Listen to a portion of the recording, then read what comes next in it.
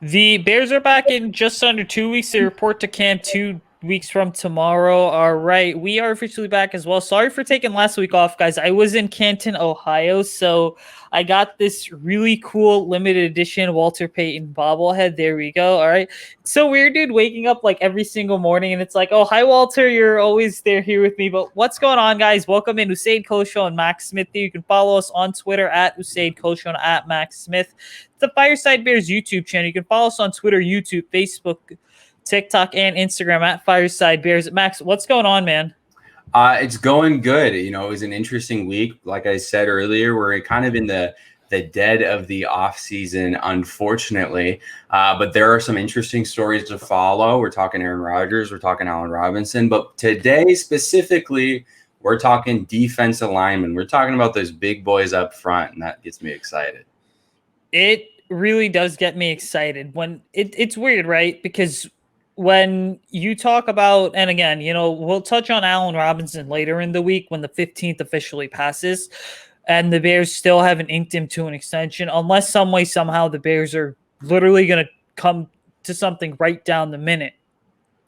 All right, but I think looking at, you mentioned the defensive line. Let's just talk the pass rush in general, because if you look right now, and I'll start with the defensive line. The Bears lost a lot of depth on the defensive line this offseason. You lost Roy Robertson, Harrison, Brent Urban, and they were two really good depth pieces. And they were really good because of defensive line coach Jay Rodgers. And now Rodgers has joined his old friend Brandon Staley in Los Angeles. And I know that a lot of our friends that are Bears fans, like Sam, who's on the weekly podcast, AJ, who's on the weekly pod with me, we've gone back and forth in the DMs on the group chat and been like, yeah, well, you know what? You lost Urban, you lost Roy Robertson Harris, but guys like Angelo Blackson and Mike Pennell, that's enough to make up for it. I'm not really sure, but that's still a lot of depth that's been lost. Yeah, there's a lot of concerns about, like you mentioned, from the locker room down to the position. And it's totally justified when you're looking specifically at our interior linemen. Were questions about Eddie Goldman, though there's been videos of him working out and there's been nothing but good things. Danny Trevathan said he expects him to play. Danny Trevathan is the leader of the defense, whether you want to admit it or not. He's been there the longest. He's the longest tenured Bear still on the team, which is crazy. Shout out to Danny Trevathan. But what's incredibly interesting to me, and I wrote about this and I've talked about this numerous times on the show, is how little interior lineman was a focus for the Bears in this offseason. Yes, they brought in Angelo Blackson. Yes, they drafted Kyrie's Tonga. And then they just brought in Mike Pennell, who is a fantastic positional player. But again, the question is, what's going on with Eddie Goldman? Is Akeem Hicks going to come back next year? Are we going to ship him off soon? Bilal Nichols had a great year last year. Can he make the next step and have like a 2018 Eddie or 2017, 2018 Eddie Goldman-esque type campaign? There's a lot of questions surrounding the defensive line, which is new for us. There's a lot of firsts in this incoming Chicago Bears season. We have a good quarterback. We're looking more forward to our offense than our defense. But I do have worries about our ability to stuff the run game with bodies up front. Yeah, you talk about, Akeem Hicks is going into a contract year, and he's actually going into the last year of his deal, and he's going to be, I believe, 33 or 34 years old, but he's up there in age now for an NFL player. And I've said this multiple times on Fireside Bears, and I'm going to say it again. Akeem Hicks, his best season was 2018, not just because he had 7.5 sacks and he went to his first career Pro Bowl appearance. It was just hands down. You saw the way that Akeem Hicks was the glue that held the Bears defense together. 2019, the elbow injury happened, so played in 4 or 5 games, completely fell off. All right. Now, 2020 was the year that you saw some clear regression, and it was like, okay, I love Akeem Hicks, but maybe he's not as dominant now as we legitimately thought that he could be. And if you don't believe me, turn on NFL Game Pass and go watch the film. Watch the real all-22 stuff. Just don't lose your mind with the Soldier Field all-22 angle. But Akeem Hicks, I hate it so much. But Akeem Hicks is not as dominant as he used to be. And then there's questions with Eddie Goldman, because it's like everyone was saying, yeah, he'll be back. And then they weren't really sure because he hadn't spoken to the media. And then when I talked to people that are actually on the ground at Hallis Hall covering Chicago every day, they're like, oh, yeah, we have no idea what the hell's going to go on. And then Brad Biggs, the Chicago Tribune, who's been covering the Bears for 2 decades now, straight up was just like, yeah, he's weighing retirement. And then it's just like 24 to 48 hours later, the videos circulate of him working out, and everyone's just like, oh, yeah, Eddie's for sure back in 2021. I'll tell you this much.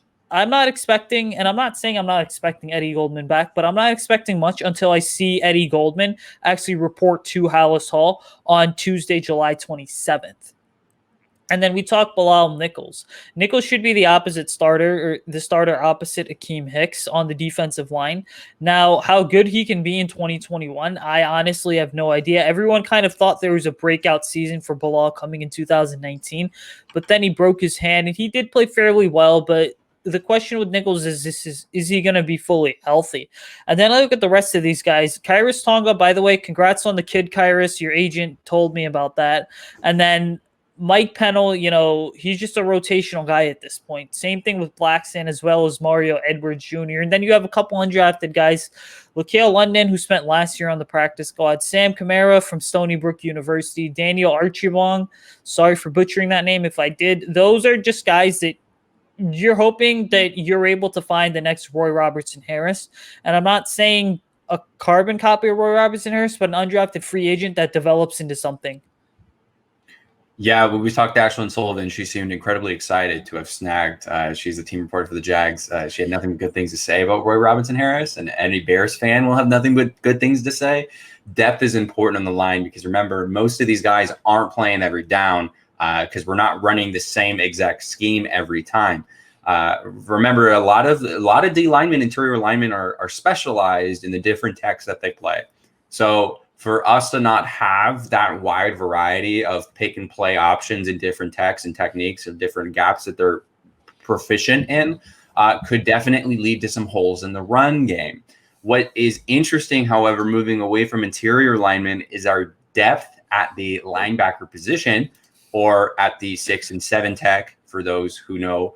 And we're talking about names like Khalil Mack. We're talking about names like Ladarius Mack, his younger brother. We're talking names like Robert Quinn. We're talking names like the recently brought in undrafted free agent Charles Snowden. These are our edge guys. It seems like our edge is pretty stacked, at least depth-wise and starter-wise. But there have also been concerns about Khalil Mack starting to slow down. There was a recent article that was passing around Twitter with some coaches saying, for Khalil Mack being such a big name player, the big name plays just aren't there. If you like PFF, whether you like it or not, they still consistently rank Khalil Mack as one of, if not the best pass rusher in the NFL. But do these coaches, anonymous coaches, have a point with Khalil Mack not having as many big plays as he did just a few years ago? I think you have to look at it from obviously an objective perspective. Now, everyone's going to tell you, okay, well, the best defensive player in the NFL is Aaron Donald. I would argue Khalil Mack's right up there. And I think that what non-Bears fans fail to understand is just that Khalil Mack has battled back and knee injuries the last 2 years, and anyone who's ever played football or any sport for that matter knows that back and knee injuries tend to slow down a player significantly. And so when you look at that, I think 2021 ultimately going into year 4 is going to be a defining year for the Bears across the board, but it's also going to be a bit of a defining year for Khalil Mack because as he does turn 30 this offseason, you have to wonder, where's the arrow going to point for him? And I think right now the arrow's still pointing up. I also want to factor this in is that the NFL last year, let's be honest, majority of the offseason right up until training camp was virtual. And so you have to wonder how much of an impact did that have on the way that these players performed?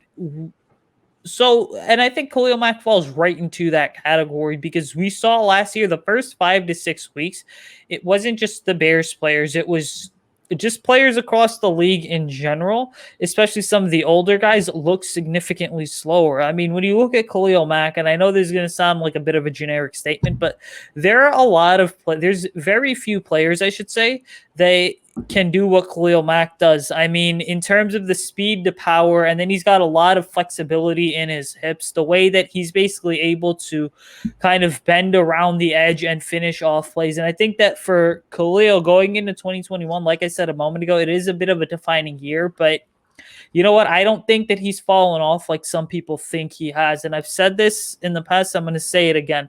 If your argument for what makes a good pass rusher is going to start and end with sacks and production, that's not a very good argument because you have to go above and beyond that and actually turn the film on. I think that what we don't see on the stat sheet are all the pressures or all the times that the pocket is collapsing as a result of Khalil Mack, or all the times that he's grabbing guys like Riley Reef and Tristan Wirfs and just throwing them on the ground with one hand. Yeah, that's incredibly important. The idea is every time, regardless of where you line up Khalil Mack, he's going to take two bodies. He's most likely than not going to be double teamed. So then you have to have the opposite side of that D line. You have to have that opposite edge rusher take advantage of that one man, because odds are he's going to be in a 1v1. Now, the reason why we got rid of Leonard Floyd was because the defense felt like, or the defensive minds and Hallis Hall said, well, he's just not taking enough advantage of these 1v1s. He hasn't proved that he's capable of doing this. So that we have to bring in Robert Quinn. Robert Quinn, who came off a fantastic year. He's had some solid years. Absolutely was a dud. There's been questions about the lingering injury that wasn't really talked about or reported. But what we need to see is, and again, defenses are going to continue to dominate. Our offensive lines are going to continue to double team Khalil Mack. That's just going to happen. He is that big name player. He can make big plays regardless of how old he is. Yes, he's entering probably the later half of his career, but he's shown that he can still make big plays, and he's shown that he can still be productive. So I don't know what these coaches, or anonymous coaches, are talking about. They're lying through their teeth. They're still going to double team Khalil Mack regardless of what they're saying. But what needs to happen is that opposite side of the line, that opposite edge, needs to do better. If Khalil Mack is taking two bodies, you have to take advantage of that on the other side of the line, regardless of where you line them up and what tech you line them up. If there's two men taking care of Khalil Mack, making sure he doesn't blow up the play, you have to have that impact player like an Akeem Hicks or like an Eddie Goldman, or let's say Charles Snowden has a breakout year, undrafted free agent. A lot of big hype for that guy. We have to see, maybe he turns into a positional depth player. But regardless of what happens, if you're a fan and you're watching, you have to look at the other side of the defensive line. Look at where Khalil Mack is. Now look at the other side. Are they making plays? Are they blowing up plays? Are they getting behind the line? Are they beating their 1v1s? Those are the questions you need to look at and need to ask yourself. And if the answer is no, then we need to bring in different talent. Yeah, Robert Quinn, and I've said this, and I'm going to say it again. Robert Quinn for 5 years, $70 million, for a guy whose cap hit's going to jump up to about $14 to $15 million this year was the most disappointing free agent signing just across the league last year. And disappointing would also be an understatement, because you're talking about a player that has been in the league since he's been 20 or 21 years old. So he's consistently played at a high level. But also, when you look at the snap counts last year, I mean, there was a lot of times where I understand Robert Quinn's injury limited him, but in that Chuck Pagano defense, he played, I think, right around 50 to 60% of snaps, which honestly, for a guy that's making the money he is, you would expect him to play 80 to 90, even 95% of the snaps and just be a consistent 3-down player, but he wasn't, unfortunately. And so Robert Quinn, I think, is going to enter his last season with the Bears in 2021, because I do think he's going to be a post-June 1st cut in 2022. I also want to add this in. I think when you're looking at Quinn in general, and just the Bears use the rule of three when it came to the pass rushers, where it was going to be Akeem Hicks, Khalil Mack, and Robert Quinn. Now, unfortunately, the idea was that Quinn, if things had panned out, he would be able to be a pass rusher that would take on double teams. And if he's taking on double teams on one side, that's going to free up either Hicks or Khalil Mack on the other side, or vice versa, to be able to get after the quarterback. And unfortunately, it didn't happen. And so now when you look at it, you realize, okay, the Bears are pretty good when it comes to pass rushers, but we also have to keep in mind that this is a group that looks great on paper. And I do fully expect Mack and Hicks to be healthy in 2021. And Robert Quinn's so up in the air right now. If he disappoints, again, and I'm going to give him 5 or 6 games, then you know what? You have to realize that you're probably going to be looking at, you got a bank basically that someone like Travis Gibson, who a lot of Bears reporters have said looks noticeably bigger, faster, and stronger throughout OTAs and minicamp. You have to hope that Gibson as well as Charles Snowden are ready to go, because right now you can't just have Akeem Hicks and Khalil Mack and then everyone else. Yeah, we need bigger names. Like if there's a spot on the defensive side of the position, and which is really interesting because it always kind of has been the case, is the biggest, meanest guys are up front. And that's just a case that's always been a tradition in the NFL, continue to be a tradition in the NFL. And yes, these position players, or the players at this position, are getting quicker, they're getting faster, but guess what? They still need to be mean, they still need to be aggressive. You're completely hitting it right on the nose. From a defensive line perspective, you can't just rely on two guys every play, because guess what? They're not in there every play. They're humans. They need to breathe. They need to take a break. They need to drink some water. And if you don't have that constant rotation running, then guess what? Defenses are going to take advantage of the second that they're not on that line. I mean, offenses are going to take advantage of that defense that doesn't have those guys on the line every single play. So for the Bears to look forward, yes, we're looking into this season. There's a lot of questions we're going to have to answer just because we don't have solutions yet. But moving forward into the next season, we're looking at 2022, 2023. Don't be surprised if we really go after some free agents on the market. Don't be surprised if we really look after some prospects in the draft, because this is an area of concern looking down the line that we need to address, because our line is just getting older. And it hasn't really been showing that it's getting any better. And yes, this offseason's focus was on the offense, but there's a lot of questions for Ryan Pace and Matt Nagy heading on here. You're like, don't be just happy because we got Justin Fields. There's a lot of other questions we need to answer. So don't let the smoke screen just automatically go, oh, Ryan Pace is a god now. No, there's a lot of questions we still need to fix. And defensive line is one of my top priorities. Yeah, I think looking at the future of this group, you have to realize that there's going to be a significant amount of turnover on the defensive side of the ball next year, because you're looking at no more Akeem Hicks. You're looking at Bilal Nichols could possibly leave via free agency if he gets a bigger deal and the Bears can't bring him back. And then you're looking at Khalil Mack getting a year older. Also, Danny Trevathan could be gone next season.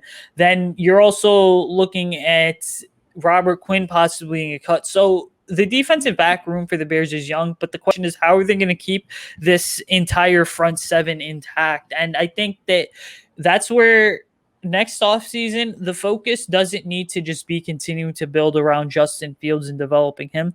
The focus also needs to be, how are we going to overhaul the defensive side of the ball with some young talent, especially knowing you don't have a first and fourth round pick in 2021 because of the in 2022.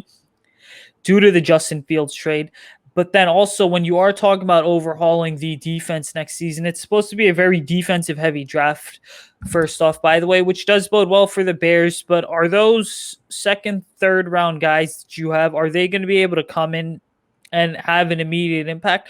Or what's that going to look like? Obviously, that's stuff for down the road, but we have to keep in mind is that NFL franchises think in terms of years. They don't just operate kind of on this 1 to 2 year calendar when it comes to building teams. So this entire pass rushing group, I think that if Desai is going to be as aggressive as advertised, you'll be in a situation where I do think they can be top 5 or top 10 in the NFL in terms of sacks.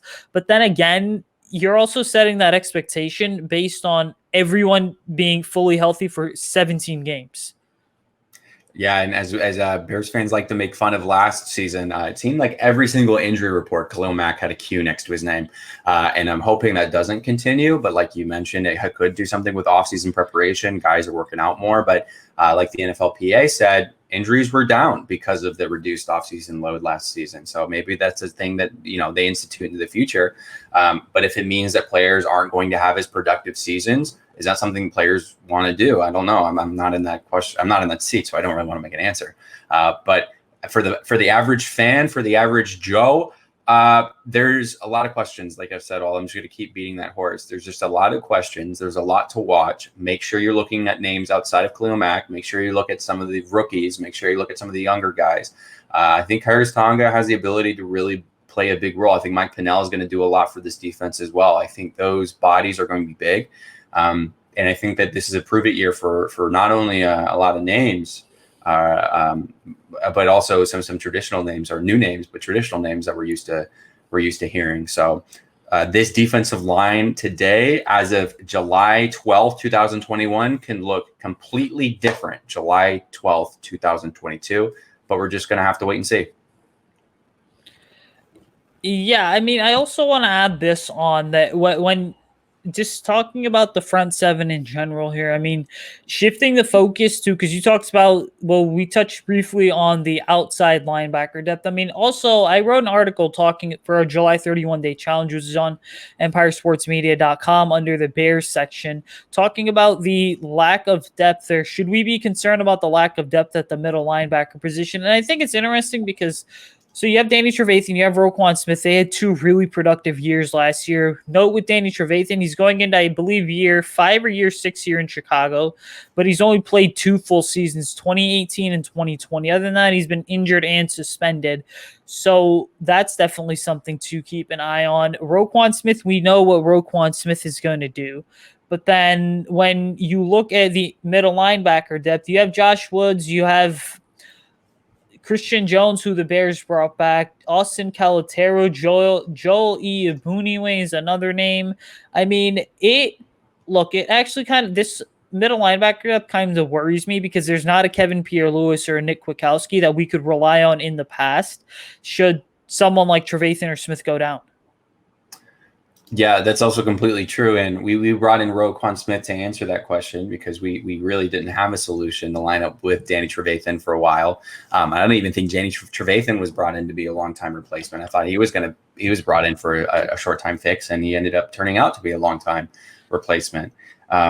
Chicago Bears value the middle linebacker position incredibly, incredibly important. I mean, some of the greatest middle linebackers of all time were Chicago Bears.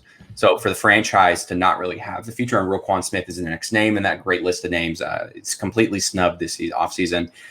He's one of the best, if not the best pass coverage middle linebackers in the league, and I'm willing to die on that hill. He's just so quick, sideline to sideline. But the Bears don't really have an answer. Danny Trevathan's getting older. We don't have a lot of depth. Again, it's just, there's just a lot of question marks. And I think the answer is simple. We need to bring in more talent. Be it from free agency, be it from draft. That's just something that the Bears are going to have to focus and consider. And if it's by free agency, we have some big contracts that, like you said, and like we've said multiple times on this show, we're entering contract year. This is a huge contract year for a lot of players. And whether or not it shapes up, all right, cool. But what I don't want to happen, and this is kind of weird to say, I don't want us to win a whole lot this season and for us to be tricked into thinking that some of these aging old players on big contracts deserve to have another year. That's my opinion. I'd rather us completely wipe the slate clean. I'm not saying we tank. I'm saying we do our best. But I'm hoping that some of these players, or at least some of the fans in the team, goes, okay, wait a second. Why do we have these guys on our payroll right now when we could be bringing in better young talent in the free agency this offseason? So that's my take. Not to get everyone's job cut. Go ahead, play your best. Do your best is fantastic. But if at the end of the season you didn't do as well as we wanted you to, or the team wanted you to do, there's no reason you should be staying, because there are younger players potentially in free agency or that we could bring in that could really solve some of the questions that we were scratching our heads with. But depth at the middle linebacker position is absolutely a threat. Same with the outside linebacker position. I mean, there's so many linebackers on this roster, but like only a handful of them are genuinely players that you would consider to be good to decent. With, of course, the exception being Roquan Smith and Khalil Mack and as all-stars on this roster. But apparently the league doesn't think Roquan Smith is an all-star. Yeah, I actually wrote a article talking about where does Roquan Smith rank on the Bears roster, and I placed him probably as, I think, the second or third best player on the roster, just because he is that good, and I think he is very underrated. But what's weird is this. What I do like about this inside middle linebacker, they're interchangeable terms, all right? This middle linebacker room, sorry, the caffeine hasn't kicked in yet. But what I like about this middle linebacker room more than anything is that we do have versatile options. We have a lot of versatile options. So you have someone like Roquan Smith, who's an off-ball linebacker, a sideline-to-sideline guy. He brings a ton of speed to the roster and or to the field, and he's a physical specimen. I like that. I like guys like Danny Trevathan because they are able to do stuff like drop back and coverage. Now Christian Jones, he's pretty good when it comes to being an off-ball guy, but he can also drop back and coverage. Joel Iyiegbuniwe, I mean, at his worst is a special teams guy. At his best is someone that can still be a solid, but not necessarily a great option in coverage. And then the same thing goes for these guys like Austin Calatero as well as Joshua, just players that, okay, you can ask them to kind of rush the passer or drop back in coverage. But really, if you look around the league, there's not a lot of teams that have that level of like versatility in terms of their starters as well as their backups and their depth players at the linebacker position in terms of dropping back in coverage or being able to stop the run. Yeah, I think I'm more so worried on our inside linebackers' ability to stop the rush this season, specifically with question marks at the front seven. But again, a lot of this is just speculating. But that's the whole business, right? Is like, what do we think is going to happen versus what's going to actually happen? And I really do hope that we end up having a top 10 defensive line unit. And I really do hope that we have great ability to stop the run game. But like I said on the show before, I'm more worried about passing attacks that we're facing this year. Roquan Smith is fantastic off ball, like you mentioned. Danny Trevathan, he can play off ball, but his strength lies in his ability to stop the run. And he's been doing that consistently over the past couple of years. But we're going to have to see more from some of these rotational linebackers. And yes, they've stepped in when either or have been hurt. But it's been a noticeable decline in play when one of these two aren't starting the position. So there needs to be some sort of answer to that question heading into 2022. Regardless of how 2021 ends up, these are questions that we still need to be keeping in the middle of the back of our head as we're watching the Bears win or lose. Yeah, I mean, I want to touch on something you said earlier. You obviously want a pretty good team, and I know our guy, the Windy City Productions. I mean, he's a great YouTuber. Check his stuff out. We'll have him on one of these shows sometimes, but he kind of talks about how 8-8 is necessarily, it's not a winning season, it's not a losing season, but it's been better than a lot of stuff that younger Bears fans in their early 20s and 30s have seen. And it's like, look, I totally agree with that, but an 8-8 season, I mean, an 8-8 or an 9-8, whatever you want to call it, now that we have the 17-game schedule, I mean, it's necessarily a season for me that I still don't even consider it a success, especially considering the Bears backed their way into the playoffs last year, okay? And, then you have Ryan Pace up there at the season-ending presser, which even the beat reporters I talked to just absolutely had an issue with it. They're like, we grilled these guys hard with questions, and that was still a complete mess. And that, I think, right now, would go down as probably the worst press conference I've seen in Chicago sports history in a while. But getting back to it here, I mean, back to last season, if the Bears had been 8-8 but beat Green Bay and gotten into the playoffs in Week 17, I would have been totally okay with it. But you're back to your way into the playoffs. And so you mentioned earlier, Al, I don't want the Bears to basically win 10, 11 games, and then all of a sudden we think that the roster is still fine, because I think that you can't operate on that mindset. Because you know what? Yes, some of your roster is going to be serviceable, but then you also have to keep in mind is that the good teams know when it's time to move on from a player. I mean, case in point, the Carolina Panthers, they moved on from Cam Newton after the 2019 season, not because they were starting all over. Also because they finally realized, well, Cam is not the same player because of his shoulder as well as his foot injuries. And his style of quarterback, we don't know how much longer he's going to be productive. And naturally, last offseason, you had comments being made that the Patriots offense is similar to calculus, which I never took calculus in high school, so I don't know how complicated it was. I can tell by your face, Max, you probably took it. So that's crazy, man. I mean, that's like, wow, okay. Mm-hmm. But anyway, listen, the point I'm making is this, you have to know when to move on from players and when not to move on from players. And you know what? If Akeem Hicks looks noticeably slower, then you're going to have to move on from him in 2022. I mean, if someone like Danny Trevathan looks noticeably slower, that's another guy you have to move on from. Same thing with someone like Deshaun Gibson. Same thing with Robert Quinn. But you can't just sit on your hands and then continue to just hope that things are going to be okay and things are going to pan out. I mean, Lions general manager Brad Holmes, who comes from the LA Rams, he was with the Los Angeles Rams for so many years. One of the big things that he talked about was, hey, listen, when I was in St. Louis as well as Los Angeles, we had Robert Quinn, we had Aaron Donald, but then we also added guys like Michael Brockers. And the reasoning and rationale behind that was very simple, is that we felt like even though we had a positional group, which was pretty good, like the Bears linebacking core, we still wanted to add to it because the rich to basically make the rich richer and the strong stronger. So just adding to a positional group so there's a lot of depth. I think that when you're Chicago, you need to, and your Pace and your Nagy, you need to keep operating on that mindset and just say, okay, yeah, you know what? It's nice that we have Khalil Mack and Roquan Smith, Danny Trevathan, Akeem Hicks, Eddie Goldman, all these guys in the front seven, but we want to continue to add to our pass rush to continue to have it be a force. And even if it means getting younger at the position, that's totally okay as well, because these younger players, they're going to be developing for whatever 1 or 2 years, and then you can get 7, 8, 9, 10 years out of them if things go the right way.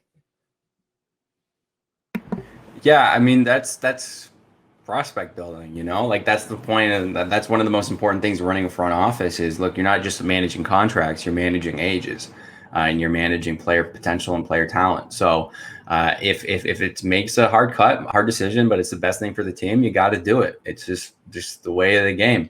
But yeah, I mean, we'll see what happens here going on in the future. There's a lot of questions. I think we covered just about all of them. But if you have any concerns or any comments, any questions, and you're watching this video, go ahead, put them in the comments. Let us know what you're most concerned about or most looking forward to with this defensive unit, specifically in the front seven for the 2021 season. Yeah, guys, listen, we're going to get out of here. This has been fun. We'll have 2 more shows for you guys this week, but you can follow us on Twitter, YouTube, Facebook, TikTok, and Instagram at Fireside Bears. You can follow me on Twitter, YouTube, Facebook, TikTok, and Instagram at Usayd Coach. Follow Max on Twitter at Max Smith ESM. That's Max with 2 X's, guys. We'll be back next week. All right. Make sure you're checking out, or we'll be back in a couple days, actually. Make sure you're checking out our weekly show. We record that on Tuesday nights, drop it on Wednesday mornings. Check out Empire Sports Media, guys, for all your latest Bears updates. I know I'm releasing about 2 articles a day. Max is releasing some as well. But good morning, good evening, and good night, and we'll see you guys later this week. And as always, guys, remember to bear down.